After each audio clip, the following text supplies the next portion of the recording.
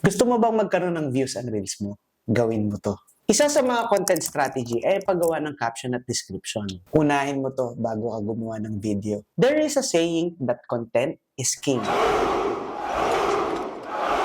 Kaya lang, kahit gaano kaganda ang content mo, without a proper description, mahihirapan si Facebook na ipakita ang video mo sa tamang audience mo. Our goal is mapunta tayo sa suggested reels ni Facebook. This is an example of a right caption. When you go to reels at nag-search ka ng topic, dapat masasuggest ang video mo. Think Facebook as your employee na maglalagay ng video mo sa tamang tao na gusto makakita nito. Tip, isipin mo ang possible i-search ng dream audience mo. Sample, search natin content strategy for reels. Ito yung mga lalabas na video.